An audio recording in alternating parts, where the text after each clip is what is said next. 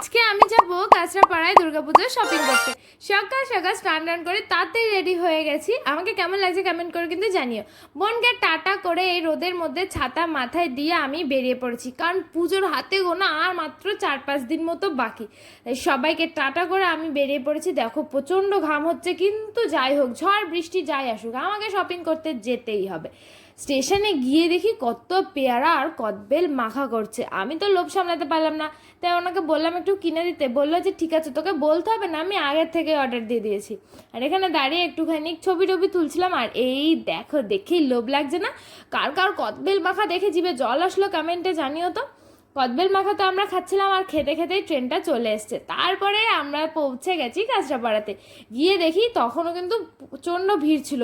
ভিড় তো পরে আস্তে আস্তে বাড়ছিল। আমরা তো দুপুরবেলার দিকে গেছিলাম। আর দেখো, রাস্তার সাইড দিয়ে যে অক্সিডাইজের কানের দোকানগুলো ছিল, সব মেয়ে বউরা মনে হয় ওই দোকানেই দাঁড়িয়েছিল। তারপরে ওই সব ভিড় ঠিড় ঠেলে তো আমরা ভেতরে প্রবেশ করেছি। আর ভেতরে ঢুকতে যে আমাদের এতক্ষণ টাইম লেগেছে, কারণ এত দারুণ দারুণ জামা ছিল, দেখে তো আমার চোখ পুরো ধাঁধিয়ে যাচ্ছিল।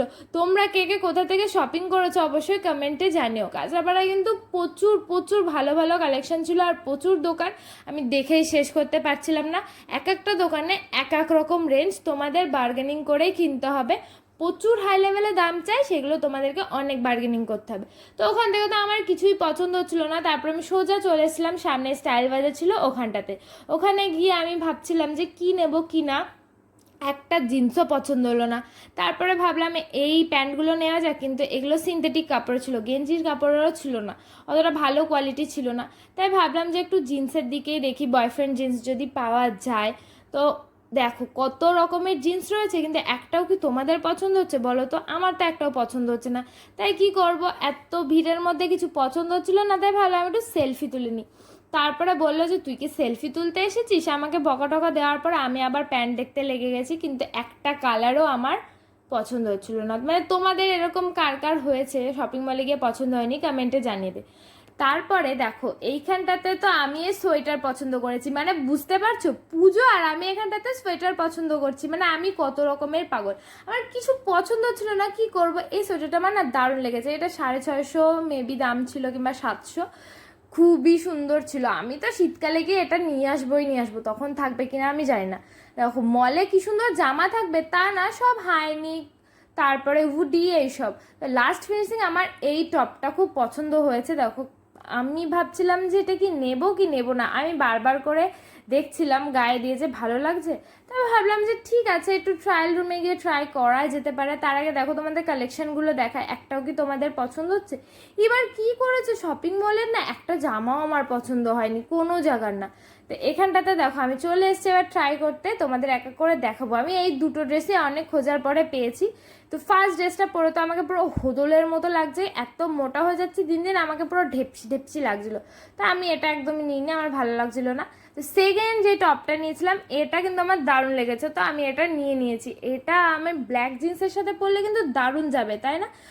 বাইরে লাইন দাঁড়িয়ে রয়েছে সবাই, আর আমি ভেতরে এখানটাতে ঢং মারছি ট্রায়াল রুমে এসে। তাই বাইরে থেকে বারবার দরজা ধাক্কা ছিল।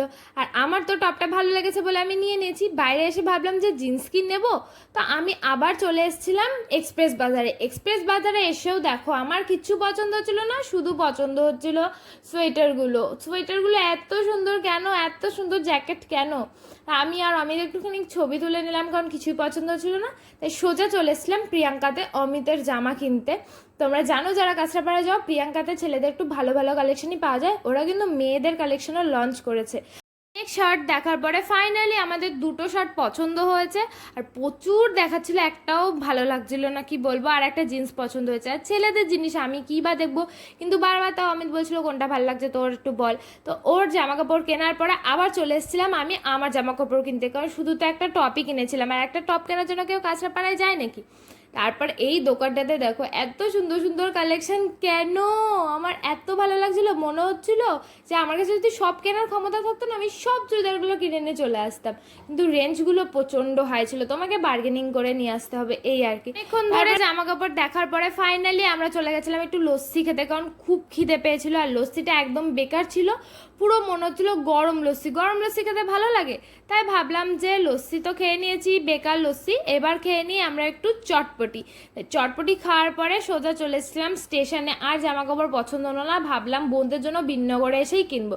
ট্রেন ধরে সোজা বাড়ি চলে এসেছিলাম, আর তারপরে বাপির সাথে চলে গেছিলাম আমি জুতো কিনতে। জুতোগুলো তো তোমরা আগের ভিডিও দেখেই নিয়েছো, আমি এই দোকান থেকেই আমার সব জুতোগুলো কিনেছিলাম। আমার জুতোগুলো তো তোমরা অবশ্যই দেখেছো, না দেখলে আগের ভিডিওয় দেখে আসতে পারো। খুব সুন্দর সুন্দর কালেকশন আছে গাইজ এই দোকানটাতে। তোমরা যারা বিন্নগরে বাড়ি অবশ্যই এই কাকুর দোকানে একবার যেও, খুব ভালো ভালো কালেকশন আছে। আর আমি ভিডিও করছি বলে কাকু হাসছিল, বলছিল ভালো করে দেখা আমার জুতোর কালেকশনগুলো। আর বোন এখানটাতে পায়ে দিয়ে দেখছিল ওর কোন জুতোটা ভালো লাগে কি না।